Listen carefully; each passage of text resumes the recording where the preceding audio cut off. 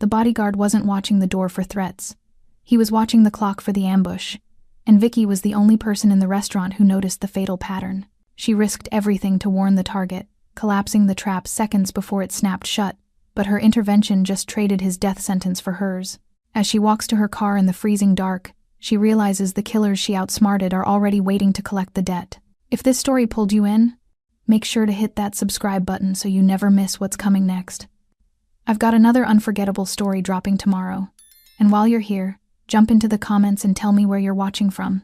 I love seeing our community from all around the world. Alright, let's get back into it.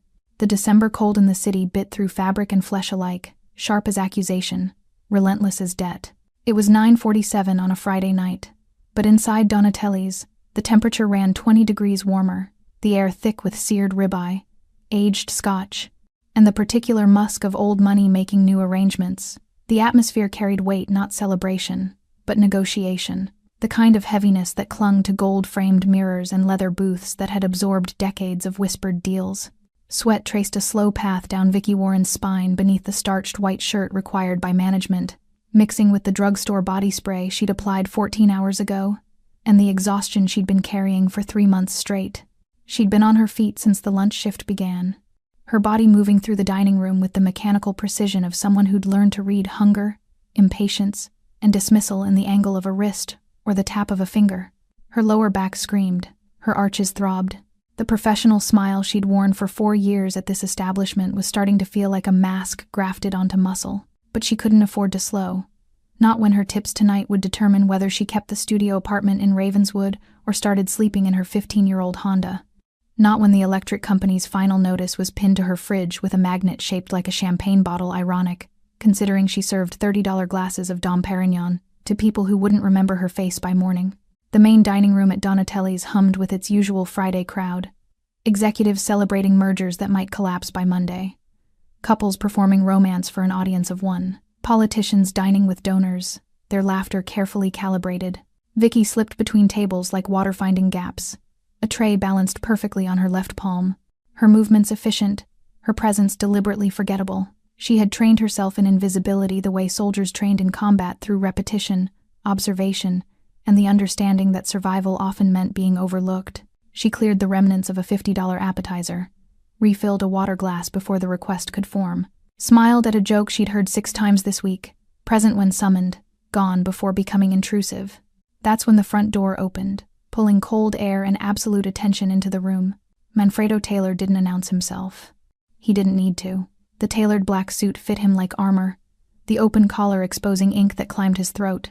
Symbols Vicky didn't recognize but instinctively understood, spoke of violence, survived, not performed for show.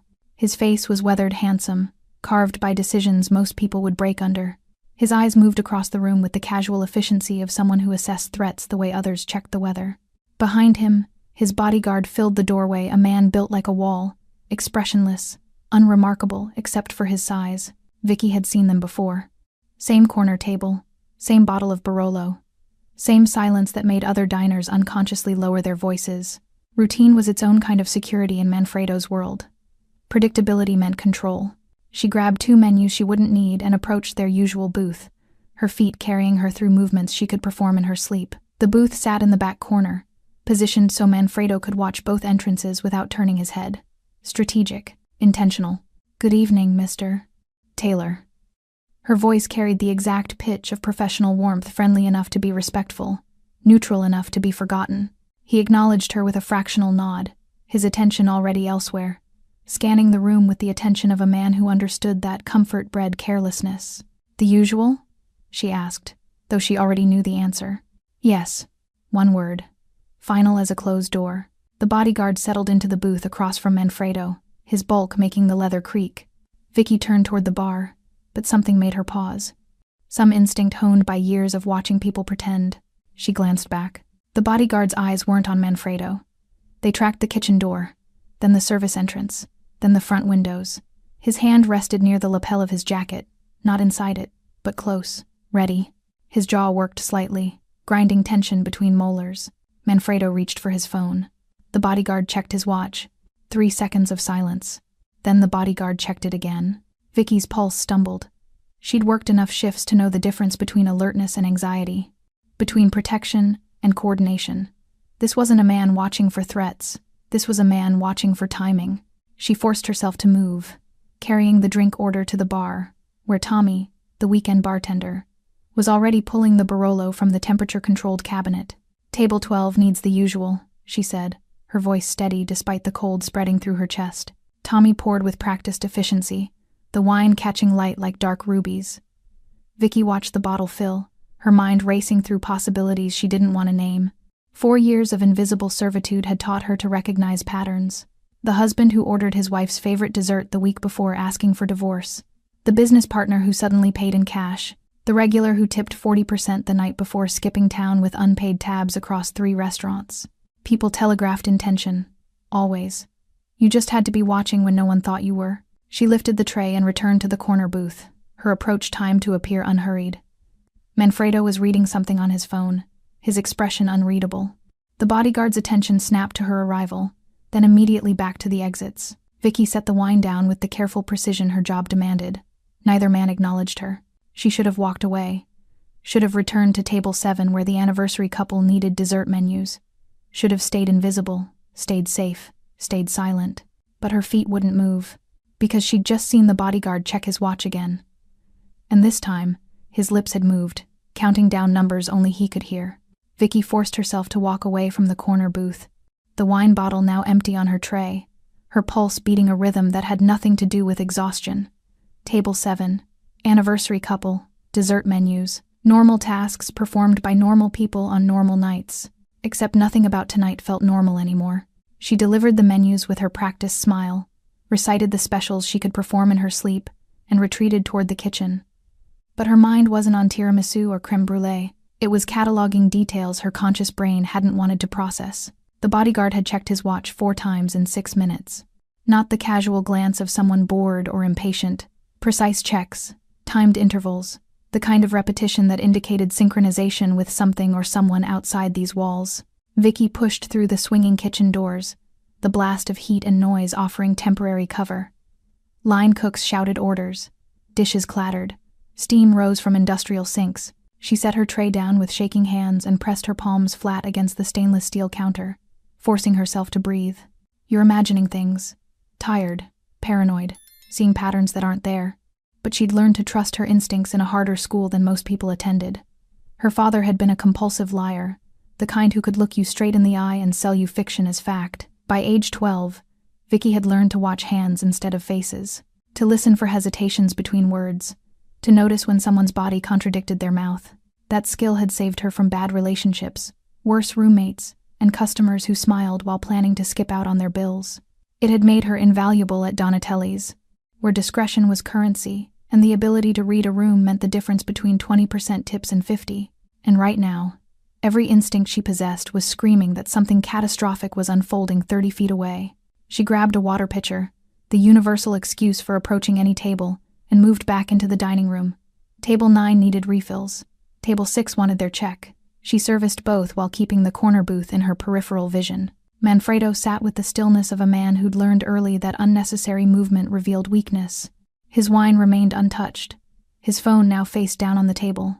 He spoke occasionally, his words too quiet to reach her across the ambient noise, but his body language read as relaxed, confident, unaware. The bodyguard, though. The bodyguard was a different story. His shoulders carried tension like a physical weight. His eyes continued their methodical circuit: kitchen door, front entrance, service exit, windows, repeat. The pattern never varied. His right hand hadn't moved more than 2 inches from his jacket in the last 10 minutes. And he'd stopped responding when Manfredo spoke to him. Not obviously. Not rudely. But there was a half-second delay now before acknowledgement. A microsecond, where the bodyguard had to pull himself back from wherever his attention had drifted. Vicky knew that disconnect. She'd seen it in her mother the week before she'd finally left Vicky's father. Present but not. There but gone. Already committed to a decision the rest of the world hadn't learned about yet. She refilled water glasses at table 4, her movements automatic while her mind dissected possibilities. Maybe he's sick. Maybe he got bad news. Maybe he's thinking about quitting. Except men in that position didn't quit. They either retired with honors or disappeared with none. And sick men didn't check watches with that kind of precision. No. This was something else. The front door opened, pulling her attention like a hooked fish. 2 men entered, expensive coats, forgettable faces, the kind of generic professional appearance that was almost suspicious in its blandness. They didn't wait for the hostess. Didn't scan the room looking for friends or reservations. They knew exactly where they were going. They took a table near the front windows. Direct sightline to the corner booth. Vicky's hands went cold. Stop. You're connecting dots that don't exist. This is a restaurant. People come here. But these people had the same energy as the bodyguard. That same coiled readiness dressed up as casual dinner guests. One of them ordered immediately, no menu consultation. No questions, as if he didn't care what arrived because he wouldn't be staying long enough to eat it. The bodyguard's hand moved infinitesimally closer to his jacket. Manfredo said something, a slight smile touching his mouth. The bodyguard's response came too fast, too agreeable, the kind of automatic affirmation people gave when they hadn't actually heard the question. Vicky had seen that exact dynamic 100 times. Husbands pretending to listen to wives while planning exits. Employees nodding at bosses while drafting resignation letters. The performance of engagement from people who'd already left the conversation. She moved toward the bar, her route taking her past the corner booth again. Close enough to hear Manfredo's voice, smooth as expensive leather. Told me the shipment was clean. You verified? Verified, the bodyguard confirmed. But his eyes were on his watch again. Vicky's chest tightened. She knew what she was seeing now. Had known for the last 5 minutes but hadn't wanted to name it. This wasn't nervousness. This wasn't doubt. This was a man waiting for a signal. And Manfredo Taylor, who'd survived long enough in his world to afford corner booths and custom suits, had no idea the threat was sitting across from him. Checking the time until betrayal became action. Vicky reached the bar and set down her tray, her hands trembling badly enough that Tommy noticed. You good? He asked. She wasn't. But she nodded anyway. Because what else could she do? Tell someone that instinct and observation had revealed a plot she couldn't prove? Call the police and explain that a bodyguard looked too alert? Sound insane and lose the only job keeping her off the street? Or watch a man die because silence was safer than risk? Vicky's hands shook as she gripped the bar counter, her knuckles white against the dark wood. Tommy had already moved down to serve another server, leaving her alone with a choice that felt like standing at the edge of a cliff in the dark, knowing the fall would kill her but unable to see any other path forward. 30 feet away, Manfredo Taylor sat in his usual corner booth, completely unaware that the man paid to protect him was counting down seconds to his execution. She could walk away, should walk away, return to table 7, deliver desserts, collect tips, go home to her studio apartment and pretend this night had been like any other, survive through silence the way she'd survived everything else. But her feet were already moving. Not toward the kitchen, not toward safety, toward the corner booth. Her body made the decision before her mind could construct all the reasons it was suicide. Every instinct screaming self-preservation was drowned out by a louder voice, one that remembered what it felt like to watch her mother ignore danger until it was too late. To stay silent when speaking might have changed everything. She grabbed the wine bottle from the bar, though Manfredo's glass was still 3/4 full. The professional excuse. The server's camouflage. Her approach felt like walking through water, each step requiring more force than the last. The dining room, noise, laughter, conversation, clinking silverware faded into white static. Her vision tunneled until all she could see was the booth, the 2 men, and the trap she was about to spring or walk into. The bodyguard's eyes tracked her approach with the flat assessment of a predator evaluating threat level. She registered as none, just the help, invisible as furniture. That invisibility had protected her for 4 years. Tonight, she was going to weaponize it. Excuse me, Mr. Taylor. Her voice came out steady, professional, utterly unremarkable. Would you care for more wine? Manfredo glanced up from his phone, his dark eyes settling on her with the kind of attention that made most people nervous. Not cruel, not kind, simply absolute. No, thank you. This was the moment. The single breath between safe and irreversible. Vicky leaned forward as if reaching for his glass, bringing herself close enough that the expensive cologne he wore mixed with the faint smell of wine and leather. Close enough that when she spoke, only he would hear. Close enough that if she was wrong, he could kill her before she straightened. Her lips barely moved. The words came out on an exhale, quiet as confession. Your bodyguard sold you out. Tonight, you're the payment. Then she straightened, lifted the glass that didn't need refilling, and walked away on legs that threatened to give out with every step. She didn't look back. didn't wait for acknowledgement, didn't allow herself to process what she'd just done. Her body carried her through automatic motions back to the bar, setting down the glass, picking up dessert orders for table 7, while her mind screamed at the magnitude of the gamble she'd just made. If she was right, she'd saved a life. If she was wrong, she'd just accused a man of treason to someone who could make her disappear without disturbing his dinner. Either way, there was no taking it back. Behind her, the dining room continued its oblivious rhythm. Laughter at table 3, a marriage proposal at table 11, the pianist in the corner transitioning from Sinatra to Gershwin. Normal people having normal nights, unaware that something fundamental had just shifted in the space they occupied. Vicky delivered tiramisu to the anniversary couple with hands that felt disconnected from her body. Smiled, wished them well, moved like an automaton through tasks she'd performed 1,000 times, but her awareness was locked on the corner booth. Manfredo hadn't moved, hadn't reacted, hadn't given any indication he'd heard her at all. The bodyguard continued his vigilant circuit exits, windows, watch, repeat. Maybe she'd whispered too quietly. Maybe the ambient noise had swallowed her words. Maybe. Manfredo set his phone on the table and said something to his bodyguard. The words were inaudible from her position, but the bodyguard responded with a nod. Then Manfredo stood, buttoning his suit jacket with casual precision. Vicky's heart stopped. He's leaving. Different exit, different timing. It was the smallest deviation, a crack in routine so subtle most people wouldn't notice. But she'd built a career on noticing, and this was Manfredo Taylor altering his pattern without explanation, without discussion, without his bodyguard's input. He believed her. The bodyguard stood as well, confusion flickering across his face for a microsecond before training smoothed it away. But Vicky saw it. The moment control slipped. The instant he realized the script had changed. "We're leaving through the kitchen," Manfredo said, his voice carrying just far enough for Vicky to hear. Not a question. A statement of fact delivered to a man who was supposed to protect but not question. "The front is closer," the bodyguard began. "The kitchen." Manfredo's tone didn't rise. Didn't need to. It carried the weight of finality. And fear. Not Manfredo's fear. The bodyguard's. Because a plan designed around one exit, one timeline, one predictable routine had just collapsed, and the man who'd orchestrated betrayal now had to follow his target through an unplanned route, while maintaining the fiction of loyalty. Vicky watched them move toward the kitchen entrance, Manfredo leading with the calm of a man who'd simply changed his mind, the bodyguard following with the rigidity of someone whose entire world had just fractured.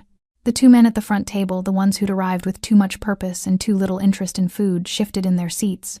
One touched his ear, the universal sign of someone receiving information through an earpiece. Their meals sat untouched, their attention locked on the kitchen door that had just swallowed their target. And Vicky realized with cold certainty that she hadn't just saved Manfredo Taylor's life. She'd made herself a witness to whatever happened next. The kitchen door swung shut behind Manfredo and his bodyguard, cutting off Vicky's view but not her awareness. Her heart hammered against her ribs as she stood frozen in the middle of the dining room, a dessert menu clutched in hands that had gone numb. At the front table, both men were moving now. Not running. Nothing that would attract attention. But their casual dinner posture had evaporated, replaced by the coiled readiness of people whose carefully constructed plan had just been lit on fire. One spoke into his sleeve. The other dropped cash on the table too much. No time to wait for change, and they both headed for the front door, not toward the kitchen, toward the street, the alley. They're going to cut him off in the alley. Vicky's body moved before her mind finished the thought. She abandoned the dessert menu on an empty table and pushed through the swinging doors into the kitchen, the blast of heat and shouting voices hitting her like a physical wall. Manfredo and his bodyguard were halfway across the kitchen, weaving through the chaos of line cooks and dishwashers. The bodyguard's hand was now inside his jacket, no more pretense, no more patience. But Manfredo maintained his unhurried pace, as if he were simply inspecting the kitchen on his way out. "Vicky, you can't be back here during service," the head chef started, but she ignored him, her eyes locked on the service exit at the far end of the kitchen, the door that led to the alley. The door Manfredo was walking toward like a man who didn't know he was heading into an ambush. He knows. He changed the route. He's not stupid, but changing the route didn't mean safety. It meant the trap would have to adjust. Vicky grabbed her coat from the employee rack near the back, her fingers fumbling with the zipper. "Smoke break," she muttered to no one in particular, and slipped out the service entrance 3 seconds after Manfredo and his bodyguard. The December cold hit her like a slap, stealing her breath and clearing her head simultaneously. The alley stretched 40 feet in either direction, brick walls on both sides, a single flickering streetlight at the far end casting more shadow than illumination. Manfredo stood 5 feet from the door, his back to the wall, his eyes on his bodyguard who'd moved ahead toward the street exit. The posture looked casual, a man letting his security check the route, but Vicky recognized it now for what it was. Strategic positioning. A man making sure walls protected his back while keeping potential threats in his line of sight. The bodyguard reached the alley opening and stopped. His hand was fully inside his jacket now. His head turned left, then right, scanning the street, waiting for backup that should have already been there. Vicky pressed herself against the cold brick near the service door, her breath forming clouds in the freezing air. She shouldn't be here. Had no business watching whatever was about to unfold. Should go back inside where it was warm and safe, and her responsibility ended with delivering food and collecting tips. But her feet stayed planted. A black sedan pulled up to the alley entrance. Too smooth, too well-timed. The bodyguard's shoulders relaxed, a fraction relief, recognition, and he stepped forward. That's when Manfredo moved. Not toward the car, toward the opposite end of the alley. "Wait," the bodyguard started, confusion cracking through his professional mask. But Manfredo was already 20 feet away, his stride purposeful, unhurried. A man who'd simply decided to walk instead of ride. The sedan's doors opened. The two men from the restaurant emerged, their forgettable faces now sharp with purpose and escalating panic. They'd planned for a target walking into their hands. Instead, they were watching him disappear in the wrong direction, while their inside man stood frozen between loyalty and conspiracy. "Stop him," one of them hissed at the bodyguard. And there it was. The moment fiction became fact. The bodyguard's hand emerged from his jacket holding a weapon that looked too heavy for the situation, too final for any explanation that didn't involve murder. He turned toward Manfredo's retreating figure, the metal catching what little light the alley offered. Vicky's breath stopped. But Manfredo didn't run, didn't duck, didn't react like a man surprised. He'd known. The entire walk through the kitchen, the casual exit, the deliberate positioning he'd been waiting for this exact confirmation. "I wouldn't." Manfredo's voice carried through the cold air, calm as a man commenting on weather. He didn't turn around. Didn't need to. The roof. 3 o'clock, and behind the dumpster at 9. The bodyguard's eyes flicked upward, then left. Movement materialized from shadow shapes Vicky hadn't noticed before resolving into men with the kind of readiness that made the restaurant crew look like children playing dress-up. They'd been there the whole time, waiting, watching. He brought his own insurance. The weapon lowered, not dropped, just reconsidered. The men from the sedan were already backing toward their car, their plan decomposing in real time. No shots fired, no screaming. Just the quiet collapse of a conspiracy that had depended entirely on surprise and routine. The sedan's engine revved. Tires squealed against wet pavement as it disappeared into traffic, leaving the bodyguard standing alone in the alley, a man whose life expectancy had just shortened to minutes. Manfredo finally turned around. His expression hadn't changed, still calm, still assessing. He looked at his former bodyguard with the detached interest of someone examining an insect. "How much?" he asked. Simple question, devastating implications. The bodyguard's mouth opened, closed. The weapon hung uselessly in his grip. "Doesn't matter." Manfredo's attention shifted, his dark eyes finding Vicky pressed against the brick wall near the service door. Not surprised she was there. Not angry, just aware. "You should go back inside," he said. Not a threat, a suggestion that carried the weight of experience. "It's cold out here." Then he walked past his former protector without another glance, his pace unchanged, his suit somehow still immaculate despite the freezing alley and collapsing assassination attempt. The men who'd materialized from shadow moved with him. A new security detail that had always been there, just invisible until needed. The bodyguard stood alone in the center of the alley. His betrayal confirmed, and his usefulness expired. Vicky didn't see what happened next. She'd already slipped back through the service door into the kitchen's warmth, her legs shaking so badly she had to grab the prep counter for support. She'd been right. And now everyone knew she'd been watching. Vicky made it through the rest of her shift on autopilot, her body performing tasks her mind had abandoned entirely. She smiled at customers she wouldn't remember, delivered plates she didn't see, collected tips with hands that still trembled hours after the alley. The corner booth remained empty for the rest of the night. No one asked about Manfredo Taylor. No one mentioned the bodyguard who'd left through the kitchen and never returned. Donatelli's operated on a specific code. You didn't ask questions about absences, especially when those absences involved men who commanded silence the way others commanded attention. By the time she clocked out at 1:47 a.m., exhaustion had settled into her bones like cement. Her feet screamed with every step toward the employee lockers. Her tips for the night, $340, decent for a Friday, felt meaningless against the weight of what she'd witnessed. She'd saved a man's life and watched a conspiracy collapse in real time. And now she just wanted to go home. The employee lot sat behind the restaurant, a poorly lit rectangle of cracked asphalt bordered by chain-link fence. 8 cars tonight. Her Honda sat in the far corner where she always parked, away from the building where door dings were inevitable.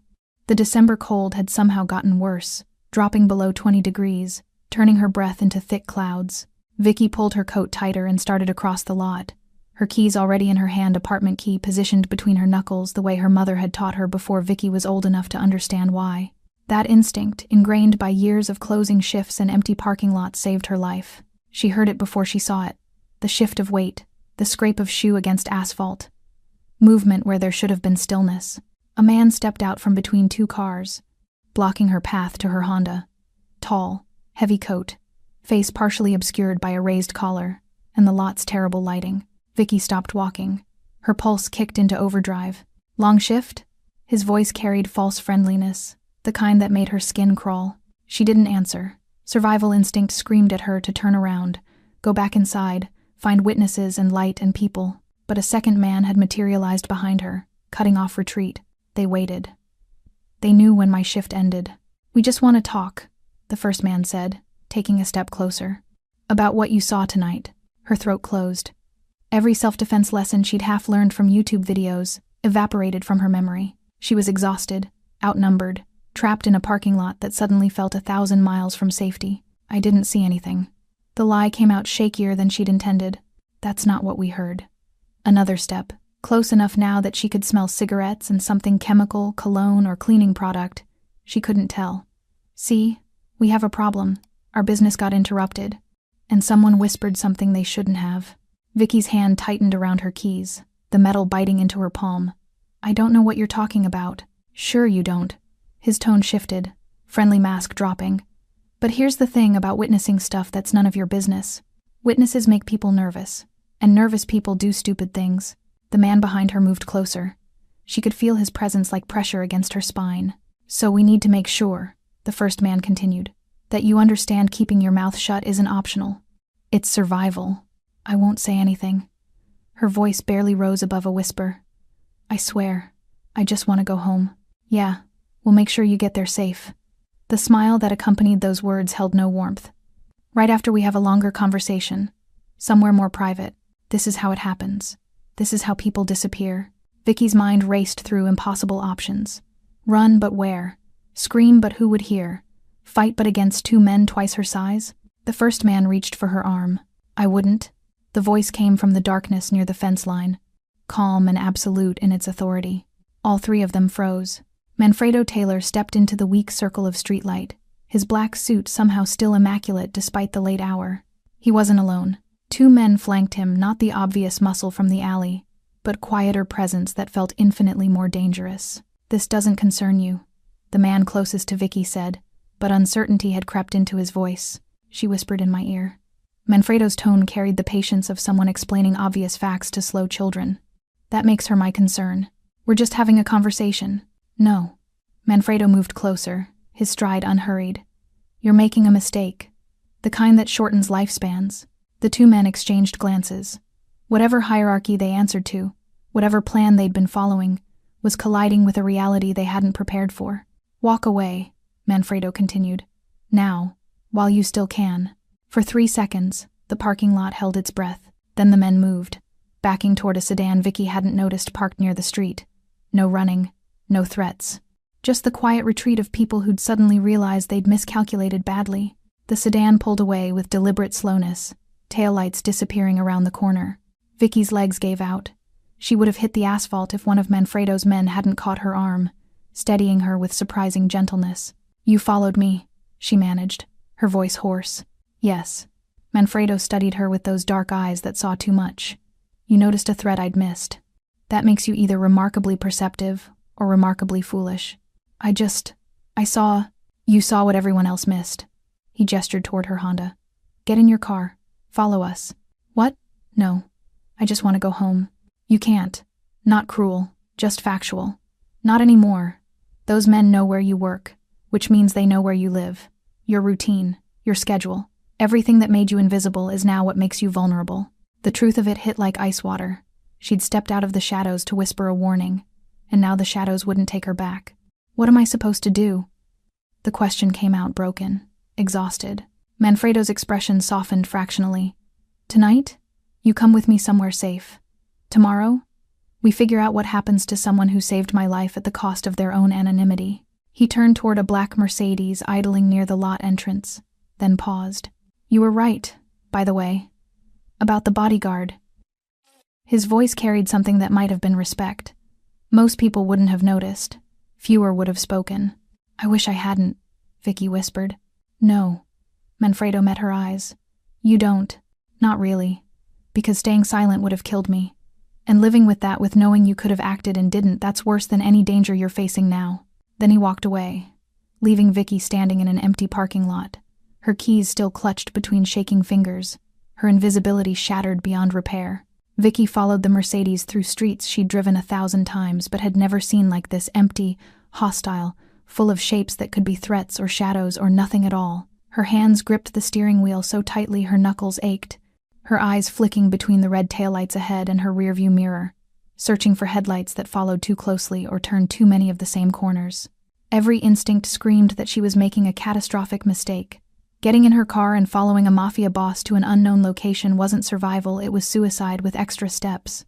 But going home meant being alone, unprotected, waiting for men who knew her address and her schedule and had already demonstrated they were willing to make her disappear. At least following Manfredo meant witnesses, meant someone knew where she was, meant the devil you could see instead of the one waiting in your apartment. The Mercedes turned into an underground parking garage beneath a building that looked like it cost more per month than Vicky made in a year.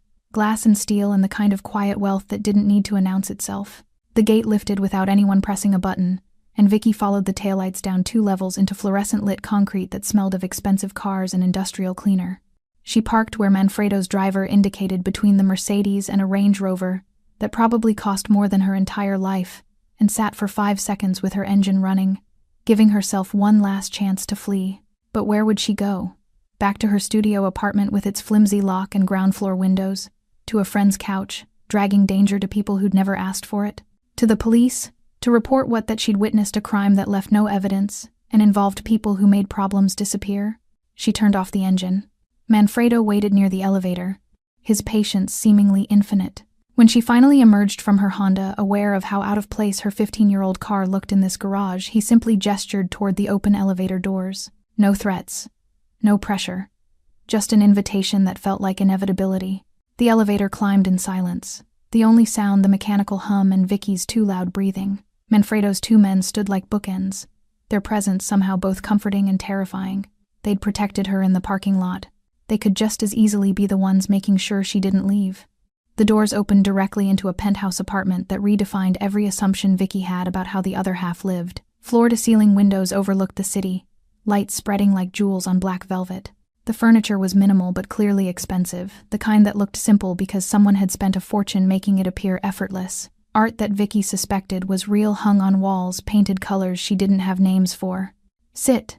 Manfredo gestured toward a leather sofa that probably cost more than her car. "You want coffee? Water? Something stronger? I want to understand what's happening." Vicky remained standing, her coat still buttoned, her purse clutched like a shield. "Why did those men come after me?" "Because you interfered." Manfredo shrugged off his suit jacket, revealing the tattoos that climbed his arms, symbols and script in languages she didn't recognize. "My former bodyguard was working for people who don't appreciate disruption. You disrupted them, loudly," I whispered. And that whisper collapsed a plan 6 months in the making. He poured 2 glasses of what looked like whiskey, offering one to her. When she didn't take it, he set it on the coffee table between them. They'd been grooming him, paying him, waiting for the perfect opportunity. You destroyed all of that in 3 seconds. Vicky finally sank onto the sofa, exhaustion overwhelming fear. "So, they want me dead. They want you silent." Manfredo took the chair across from her, his posture relaxed despite the conversation's content. Dead is one option. Scared enough to disappear is another. Discredited is a third. There are many ways to eliminate a problem. I'm not a problem. I'm a waitress. You were a waitress. His correction was gentle but absolute. Now you're a witness. And someone who has my attention.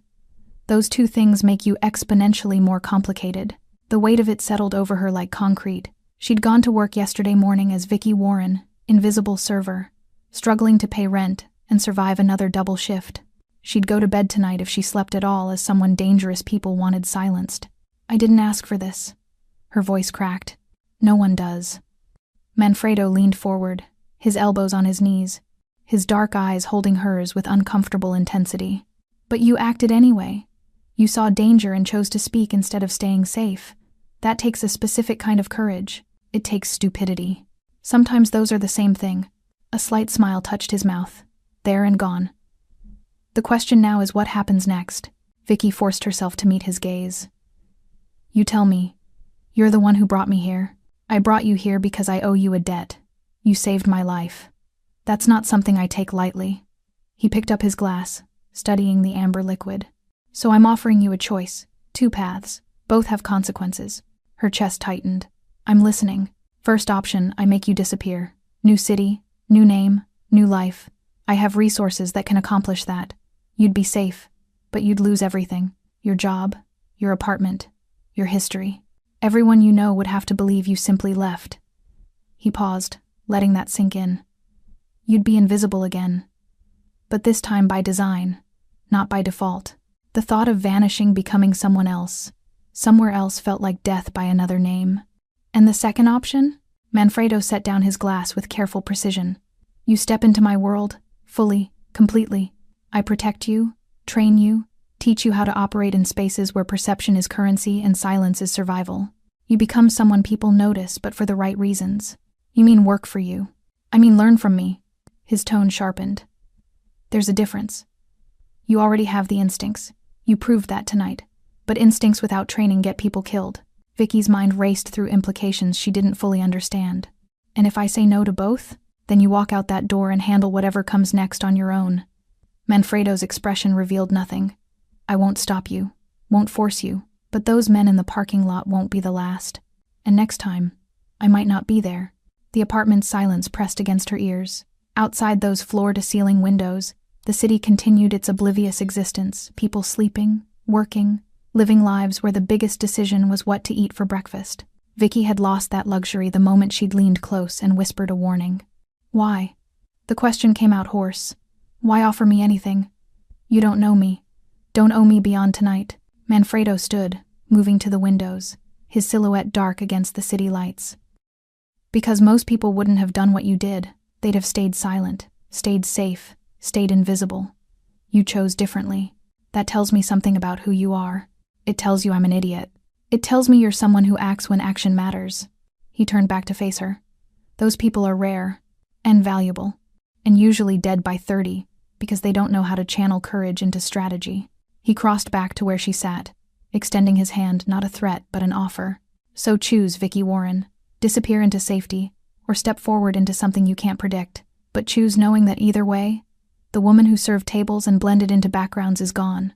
What remains is up to you. Vicky stared at his offered hand, her entire future balanced on whether she took it. She thought of her studio apartment with its overdue bills and broken heating, of double shifts and aching feet and customers who never remembered her face, of 4 years perfecting invisibility because visibility meant risk. And she thought of the moment in that alley when shadows had resolved into men with weapons, and Manfredo Taylor had stepped forward to protect someone who'd protected him first. She reached out and took his hand. Teach me, she said, her voice steady for the first time all night. I choose forward. Vicky spent the night in a guest room that felt like a museum exhibit, too pristine, too expensive, too far removed from anything she recognized as home. She didn't sleep, just lay on sheets with a thread count she didn't know existed, staring at a ceiling that cost more than her yearly rent, wondering if she'd made the right choice or signed her death warrant with a handshake. By the time dawn broke over the city, painting the floor-to-ceiling windows gold and rose, she'd replayed the decision 1,000 times and arrived at the same conclusion. There was no going back. The woman who'd served tables at Donatelli's was gone. What remained was someone she didn't recognize yet. A knock on the door pulled her from thoughts that had been circling the same drain for hours. She opened it to find one of Manfredo's men, the one who'd caught her arm in the parking lot holding a garment bag and a small leather box. "Mr. Taylor wants you downstairs in 20 minutes, he said, his tone neither friendly nor hostile. Professional, as if delivering instructions to someone who mattered. "These are for you." He left before she could ask questions. Inside the garment bag hung clothes that actually fit: black pants, a silk blouse in deep charcoal, a tailored jacket that felt like armor when she put it on. Nothing flashy, nothing that screamed money. But the quality was undeniable, the kind that whispered wealth instead of shouting it. The leather box held something that made her hands shake.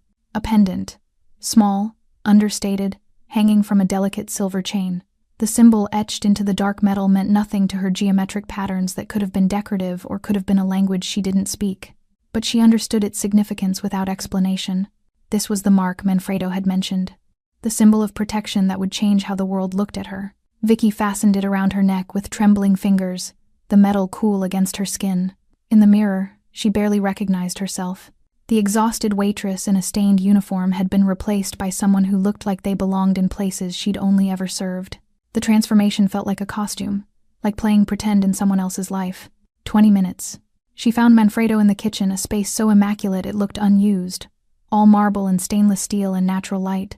He stood at the counter with an espresso cup that looked absurdly small in his tattooed hands, dressed in charcoal gray today, his collar open as always. His eyes went immediately to the pendant at her throat. "It suits you," he said simply. "What does it mean?" Vicky touched the metal, warm now from her skin. "It means you're under my protection. Anyone who sees it knows that touching you means answering to me." He set down his cup. "It's a shield, but also a brand. Once you wear it, neutrality ends.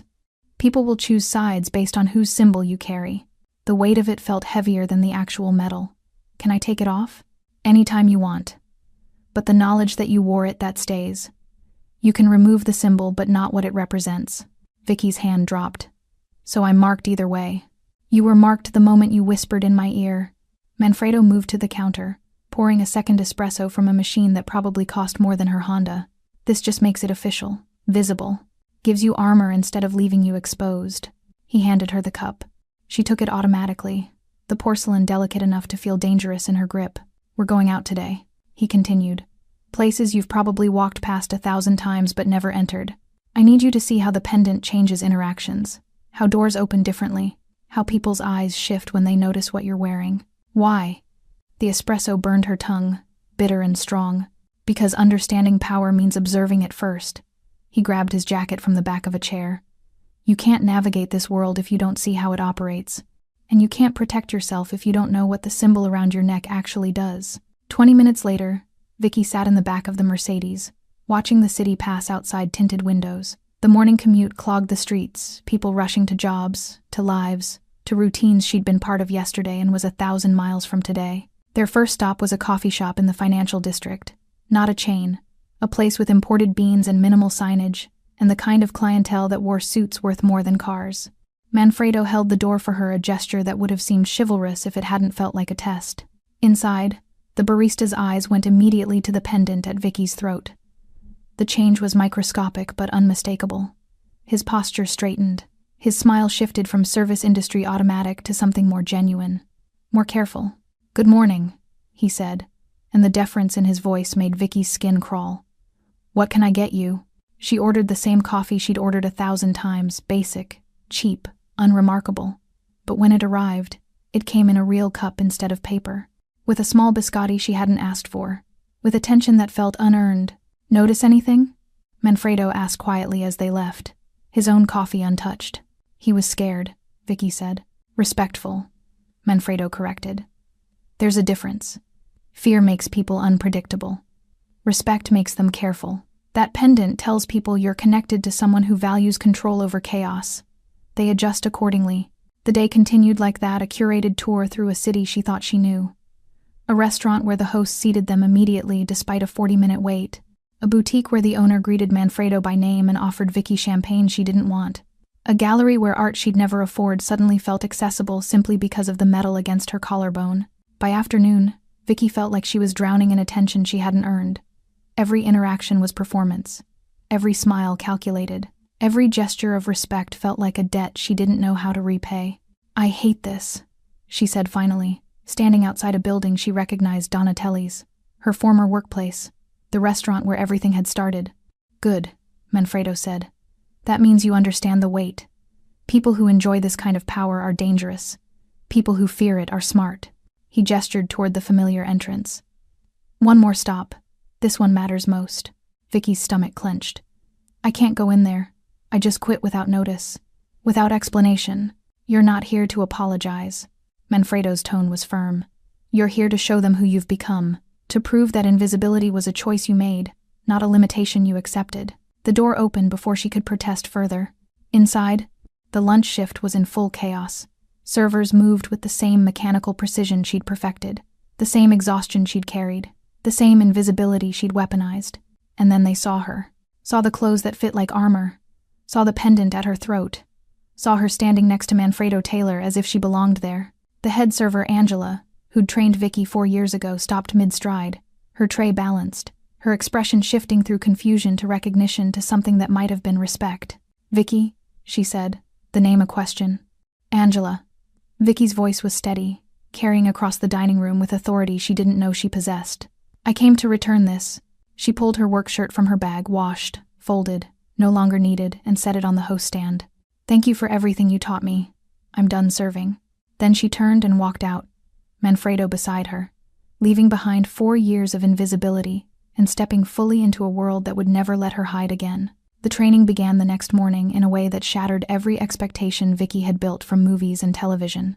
No weapons, no combat techniques, no dramatic transformation montages set to pounding music. Instead, Manfredo sat her at a cafe table with a newspaper and a simple instruction: watch. For 3 hours, she watched people, studied their patterns, observed how couples interacted, how business associates negotiated space, how strangers maintained distance or violated it. Manfredo said nothing, offered no guidance, simply sat across from her reading his own paper while she cataloged human behavior like a scientist documenting a foreign species. "What did you see?" he asked finally, folding his newspaper with precise creases.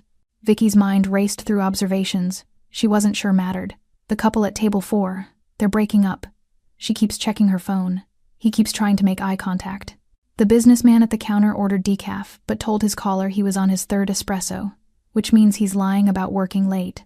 The woman by the window has checked the door 17 times in the last hour. She's waiting for someone who isn't coming. Manfredo's expression revealed nothing. How do you know the couple is breaking up and not just having a bad day?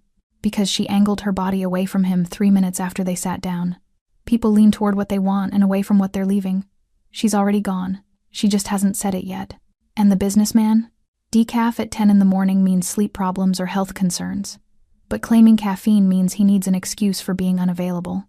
He's hiding something that requires energy he doesn't have. For the first time, something that might have been approval flickered across Manfredo's face. "You already know how to see. Now you need to learn what to do with what you see." The days that followed built on that foundation with relentless focus. Not physical training, though. Manfredo insisted she learn basic self-defense. Enough to buy seconds when seconds mattered, but psychological conditioning that felt like rewiring her brain. He taught her to identify lies not through words, but through micro-expressions that lasted milliseconds. To recognize nervousness versus coordination, fear versus performance, loyalty versus its carefully constructed imitation. "Everyone leaks information," he explained during a session where he'd brought in 3 of his associates and asked her to identify which one was planning to betray him. "The question is whether you're watching when they do." She'd chosen wrong the first time, and the second. By the 3rd attempt, she'd learned to watch hands instead of faces, to notice who checked exits and who ignored them, to identify the person most comfortable with Manfredo's attention versus the one who avoided it. The training expanded beyond observation into application. Manfredo took her to meetings, business negotiations that felt more like chess matches played with human pieces. She sat silently in corners, watching men with expensive suits and cheaper morals try to maneuver around someone who'd spent decades reading intentions before they became actions. "What did you notice?" became his constant refrain, and Vicky learned to answer with details that mattered. The lawyer who touched his wedding ring when lying. The businessman whose left eye twitched before making concessions he'd already planned. The investor who smiled too much, performing confidence to mask the desperation that showed in how tightly he gripped his briefcase. "You're thinking like a server?" Manfredo told her after one particularly tense negotiation, watching to anticipate needs. But this world requires you to think 3 moves ahead, not what they need now, what they'll need next, and how that need makes them vulnerable. So she learned to project forward, to see patterns not just in the moment, but in how they'd develop, to understand that power wasn't about dominating a room, but about knowing which person in that room would shift the balance if pushed correctly. The hardest lesson came during a late-night session in Manfredo's study, a room lined with books and languages she didn't speak, and art she suspected was stolen. "You're good at reading people," he said, pouring wine she'd learned to accept even though she rarely drank it. "Exceptional even. But you still flinch when you think you've made someone uncomfortable. Still apologize with your body language when you've done nothing wrong." Vicky started to protest, then stopped. He was right. Years of service industry conditioning had trained her to make herself smaller, to absorb blame, to smooth over tension at the cost of her own dignity. "That reflex will get you killed," Manfredo continued, his tone neither cruel nor kind, simply factual. "In this world, hesitation reads as weakness. Apology reads as admission. You don't have to be aggressive, but you cannot be uncertain. I don't know how to do that." The admission felt like failure. "Yes, you do." He leaned back in his chair, the leather creaking. "You did it the night you whispered in my ear. You saw a threat, calculated the risk, and acted anyway. That's not uncertainty, that's controlled courage. You just need to apply it beyond life and death moments." So she practiced, holding eye contact past the point of comfort, speaking her observations without qualifying them with maybe or I think, walking into rooms as if she had every right to occupy space instead of apologizing for her presence. It felt like learning a new language, one where confidence was grammar and certainty was syntax and doubt was an error that could get you killed. 6 weeks after the night in the parking lot, Manfredo brought her to a private club, the kind without signs, where membership was inheritance and money alone couldn't buy access. Men in their 60s and 70s occupied leather chairs like thrones, discussing markets and politics and the kind of casual corruption that shaped cities. "Why are we here?" Vicky asked, studying the room with eyes that had been trained to see past performance. "Because these men hold power that politicians only borrow." Manfredo guided her toward a corner where 3 men sat around a table scattered with chess pieces and whiskey glasses. "And I want them to meet someone who reads people better than they read quarterly reports." The introduction was brief. Names she recognized from newspapers, faces that smiled without warmth, handshakes that measured her weight and found her wanting until their eyes caught the pendant at her throat, and the calculation shifted. One of them silver-haired, expensively dressed, radiating the kind of authority that came from decades of having doors opened, studied her with unconcealed curiosity. "Manfredo tells us you have interesting instincts," he said, his tone suggesting he didn't believe it. "Tell me, what do you see when you look at this room?" It was a test, an invitation to fail publicly. Vicky met his gaze without blinking. "I see 3 men pretending this is a social call when it's actually negotiation. I see you testing whether Manfredo's judgment about me is sound or sentimental. And I see that you've already decided the answer, you're just curious if I'm aware enough to know it." Silence dropped over the corner like a curtain. Then the silver-haired man laughed, genuine, surprised, delighted. "She'll do," he said to Manfredo, raising his glass in salute. "Where did you find her?" "She found me," Manfredo replied. "The best ones usually do." Later, walking back to the car through streets that no longer felt threatening, Manfredo spoke quietly. "Your invisibility used to be survival. Now it's strategy. You can still disappear when you choose to, but you'll never be unseen again unless you decide to be." Vicky touched the pendant at her throat, warm from her skin and weighted with meaning she was only beginning to understand. She wasn't invisible anymore. She was someone who chose when to be seen. And in Manfredo's world, that made her dangerous. The invitation arrived on expensive cardstock with minimal text, a location, a time, and a dress code that indicated this wasn't optional. Manfredo handed it to Vicky over breakfast in his too-perfect kitchen, his expression unreadable as always. "What is this?" She studied the embossed lettering that probably cost more than her former weekly tips. "Your final examination." He sipped espresso, that was somehow never cold, never too hot, always exactly right. "Private gathering, very selective. People who move markets before breakfast and reshape policy before lunch." Vicky's stomach tightened.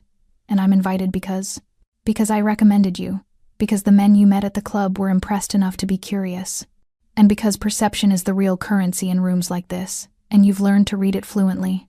He set down his cup with that precise control he brought to everything. But mostly because you're ready. I don't feel ready. Good. Overconfidence gets people killed. Controlled uncertainty keeps them sharp. Manfredo stood, straightening cuffs that were already perfect. Someone will bring your dress this afternoon. Wear the pendant. And remember, you're not there to serve these people anymore.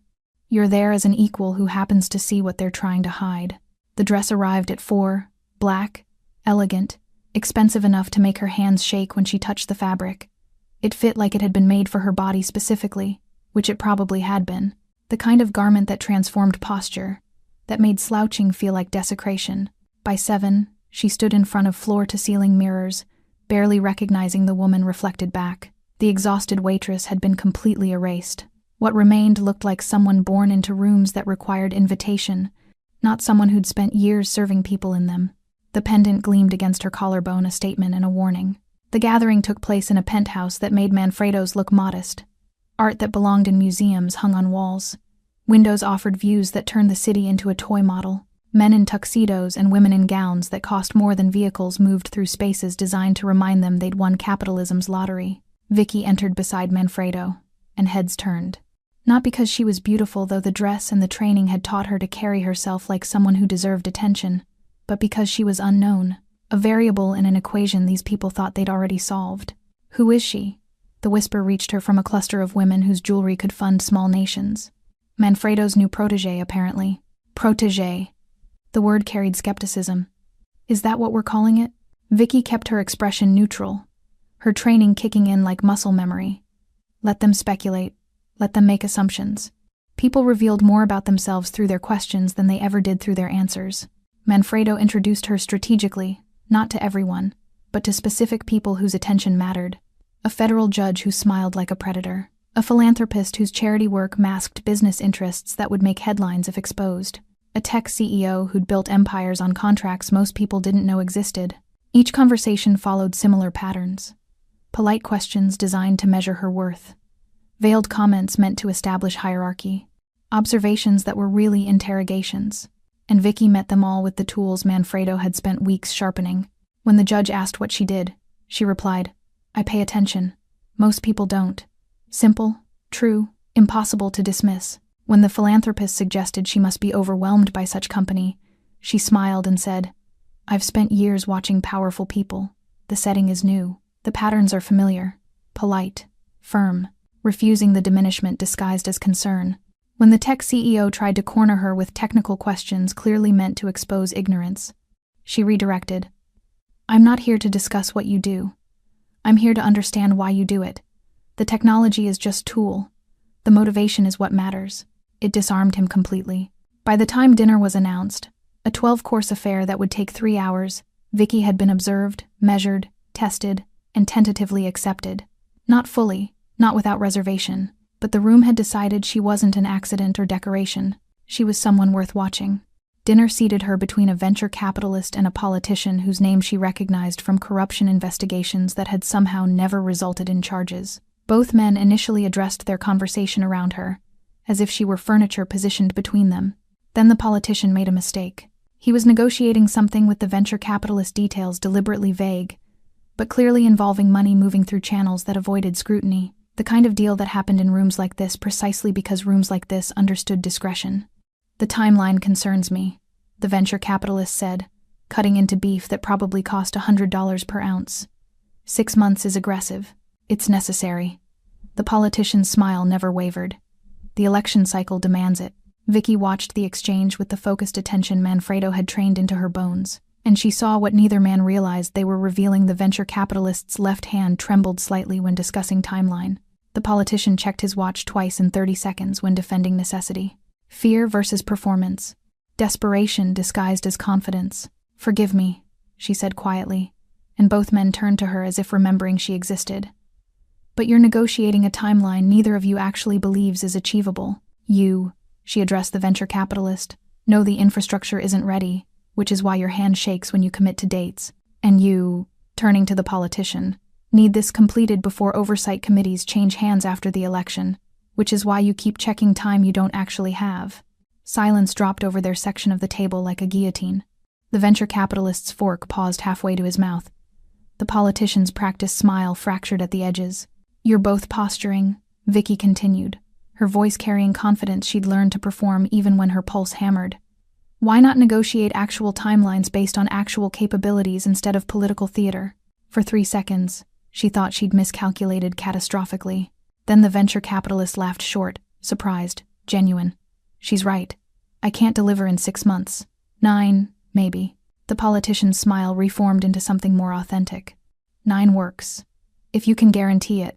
They shook hands over her plate, sealing a deal they'd been dancing around for the entire first course. The venture capitalist turned to her with renewed interest. Where did Manfredo find you? I found him, she said, echoing words she'd heard before. The best ones usually do.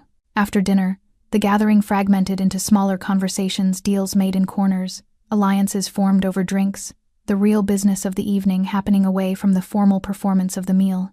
Manfredo found her near the windows, where she'd retreated to process everything she'd witnessed. You made an impression, he said quietly. Several people have asked about you. Who you are, what you do, how you fit into my organization. What did you tell them?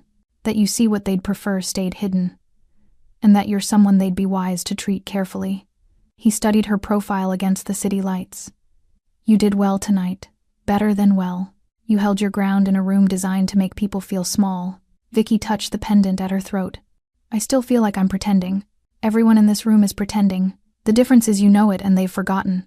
Manfredo turned toward the gathering, his gaze sweeping across faces and dynamics Vicky was only beginning to understand. Power is just performance backed by consequences. You've learned to see through the performance. That makes you more dangerous than half the people here. The evening concluded with the same choreographed politeness. It had begun goodbyes that were really promises to continue conversations privately, invitations that were really tests, smiles that meant nothing and everything. As they left, the silver-haired man from the club caught Vicky's arm gently. You questioned that negotiation at dinner, he said, his tone neutral. Bold, possibly foolish, but effective. He studied her with eyes that had witnessed decades of human calculation. People will remember you now. Make sure that memory serves you instead of destroying you. I'll remember that, Vicky said. See that you do. He released her arm. This world has no patience for those who can't navigate its currents, but it rewards those who can read them before they shift. In the car heading back, Manfredo was quiet for several blocks before speaking. Tonight was your introduction. The real test comes when you operate without me beside you. When you walk into rooms knowing you belong there not because I vouched for you, but because you've earned the right through perception and judgment. Vicky watched the city pass outside tinted windows. When does that happen? Sooner than you think. He glanced at her. You're no longer the woman who whispered a warning. You're someone people listen to when you speak. That's a transformation most people never achieve. And if I fail, then you'll have learned something valuable about your limitations. Manfredo's expression revealed nothing. But I don't think you will. You've survived everything thrown at you so far. Tonight was just proving you could do it while everyone was watching. The pendant felt heavy against her collarbone, no longer just protection, but identity. She was Vicky Warren. She'd been invisible by necessity. Now she was visible by choice. And in the world she'd entered, that made all the difference. Morning arrived with the persistent rain that turned Chicago's streets into rivers of reflected light. Vicky stood at the floor-to-ceiling windows in Manfredo's penthouse, her temporary home that had somehow become familiar, watching the city wake beneath clouds that promised the rain wouldn't stop anytime soon. Behind her, Manfredo worked through his morning routine with the precision that characterized everything he did. Espresso, newspaper. The quiet rituals of someone who understood that control began with the smallest choices. You're thinking too loudly, he said without looking up from his paper. Vicky smiled despite herself. How can thinking be loud? When it's the kind that comes before major decisions. He folded the paper with those exact creases. You've been different since the gathering. Quieter, more present. That means something shifted. She turned from the window, the city at her back. I keep thinking about who I was 2 months ago. The woman serving tables, counting tips, invisible. And I don't recognize her anymore. The admission felt like stepping off solid ground. It's not just the clothes or the pendant or the rooms I can access now.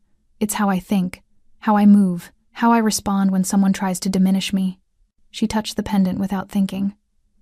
I'm someone completely different. Manfredo studied her with those dark eyes that saw too much. You were always this person. You just didn't have permission to be her, or tools to protect yourself when you were. That's what scares me. Vicky moved to the counter, pouring coffee. Her hands knew how to prepare now, the expensive machine no longer intimidating. What if I like this version better? What if I can't go back even if I wanted to? You can't go back. His tone carried neither judgment nor sympathy, simply fact. That woman died in a parking lot when men decided you'd seen too much. What you built from that death is entirely yours. The coffee tasted the way everything in this world tasted, expensive, complex, nothing like what she'd known before. Manfredo's phone buzzed. He glanced at it, his expression shifting microscopically, the kind of change Vicky had learned to read. Problem?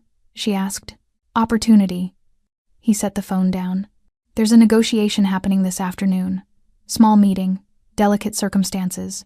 I need someone there who can read the room better than the people performing in it. Vicky's pulse kicked up.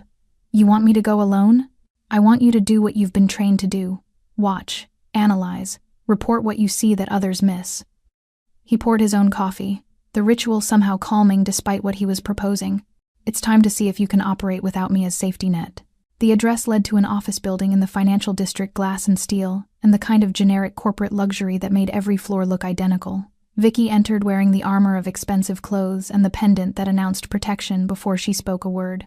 The receptionist's eyes caught the symbol immediately. Miss Warren, they're expecting you. Conference room C. The meeting was already in progress when she entered 4 men around a table covered in documents, their body language radiating tension barely constrained by professional courtesy. They looked up at her arrival with expressions ranging from confusion to calculation. Who are you? The oldest one demanded, his tone making it clear he didn't appreciate interruptions. An observer. Vicky took the empty chair at the end of the table, her posture conveying she belonged there regardless of their opinions. Continue. The youngest man, early 30s, expensive suit that didn't quite fit his frame, looked like he wanted to protest, but his eyes caught her pendant, and whatever complaint he'd prepared died unspoken. The negotiation resumed with the grudging energy of people performing for an unexpected audience. They were discussing a merger, or what they called a merger but was clearly an acquisition disguised as partnership. Numbers flew across the table, valuations, debt ratios, timeline projections, but beneath the financial language, something else was happening. Vicky watched with the focused attention Manfredo had spent weeks sharpening into instinct. The oldest man led the discussion but kept glancing at the youngest, checking for approval or permission. Patterns that indicated the real power didn't match the apparent hierarchy. The man to his right touched his wedding ring constantly, a tell that meant stress beyond the current negotiation. The third man barely spoke, but his eyes tracked every exchange with the assessment of someone calculating outcome, rather than participating in process. 20 minutes into the meeting, Vicky understood what she was seeing. This wasn't a negotiation. It was theater performed for her benefit, or more accurately, for whoever she represented. They thought she was Manfredo's eyes, which meant they were playing to an audience of one who could reshape deals with a word. Stop! Her voice cut through financial jargon like a blade. Foreheads turned, surprise and irritation mixing on professional faces. This isn't a real negotiation, she continued, her tone carrying the confidence Manfredo had trained into her bones. You're performing positions you don't actually hold, trying to create leverage that doesn't exist. The valuations are inflated on both sides. The timeline is impossible. And none of you actually want this deal, you want whatever happens after it collapses. Silence dropped like a stone. The oldest man's face darkened. You have no idea what you're talking about. Your associate checks with the youngest man before making any commitment, which means apparent seniority is fiction. The man on your right is distracted by personal crisis, probably divorce based on how often he touches his ring. And the quiet one hasn't contributed because he's waiting to see which side to support once positions solidify. Vicky leaned forward slightly. You're not negotiating. You're positioning for blame when this fails. The youngest man's expression shifted from anger to something that might have been respect. And why would we do that? Because failure here triggers insurance clauses that matter more than success. Because this meeting creates legal documentation that shifts liability. Because performance is more valuable than outcome. She held his gaze. Should I continue, or would you prefer I report exactly what I've observed to the people who sent me? The threat wasn't subtle. But subtlety would have been wasted on people this desperate to maintain fiction. After 5 seconds, the oldest man laughed, bitter, defeated, genuine. Manfredo wasn't exaggerating about you. He gathered his documents with hands that shook slightly. We're done here. Tell him we'll discuss actual terms when we're ready to be honest. They filed out, leaving Vicky alone in a conference room that still smelled of expensive cologne and desperation. Her phone buzzed. Manfredo, how did it go? She typed her response. They weren't negotiating. They were performing failure. I called it. They left. 3 dots appeared, disappeared, appeared again. Perfect. Come home. Home. The word shouldn't have fit, but somehow did. That evening, Vicky stood at the windows again, watching rain paint the city in streaks of reflected light. Manfredo joined her, 2 glasses of wine in hand, his presence somehow comfortable despite everything it represented. You did well today, he said, handing her a glass. Better than well. You saw through performance most consultants would have missed entirely. I just applied what you taught me. No. He turned to face her directly. You applied instincts you've always had. I just gave you permission to trust them and tools to protect yourself when you do. Vicky sipped wine that probably cost more than her former weekly rent. What happens now? That depends on what you want. Manfredo's expression revealed nothing. You've completed your training, proven yourself in rooms that eat unprepared people alive. You could continue as you are operating in my world, protected by my name, building reputation that opens doors most people never see. Or you take what you've learned and build something entirely yours. Use the skills, keep the connections, maintain the protection, but define your own path instead of walking one I've cleared for you. The choice felt enormous and simple simultaneously. Vicky thought about the woman she'd been invisible, exhausted, surviving through silence and service. She thought about the moment in that alley when everything had changed. She thought about rooms that used to be closed and conversations that used to happen without her presence. I spent 4 years being invisible because I thought it kept me safe, she said quietly. But safety through silence just meant accepting whatever life others decided I deserved. And now? Now I know visibility is a weapon. Attention is currency. And the ability to see what others miss is more valuable than any protection you could offer. She met his eyes. I want to build something mine. But I'd be foolish to pretend I don't need your support while I do. Manfredo smiled, genuine, rare, fleeting. Then that's what we'll do. You operate independently. Build your own network. Develop your own reputation, and when you need resources or protection, you know where to find them. He raised his glass. To the woman who whispered a warning and saved my life. Vicky touched her glass to his, the crystal chiming softly. To the man who listened, when most people wouldn't have. They drank. And below them the city continued its endless motion, people pursuing power, seeking safety, building empires and watching them crumble. Somewhere in that chaos, a waitress named Vicky Warren had ceased to exist. What remained was someone who'd learned that true power didn't come from strength or connections, or even from the symbol hanging at her throat. It came from awareness, from courage, from the willingness to act when silence was safer and easier, and infinitely more comfortable. It came from seeing what others missed and speaking when others stayed quiet. The rain continued falling, washing the city clean for another night, erasing yesterday's footprints, while tomorrow's patterns waited to be observed by anyone trained to see them. Vicky Warren was watching, and she would never be invisible again. Thanks for staying with this story right till the final moment. You're the reason these stories come alive. If you're ready for another powerful journey, just tap the next video on your screen. And before you go, leave a quick comment and rate this story from 1 to 10. I'm excited to see your thoughts and connect with you down there.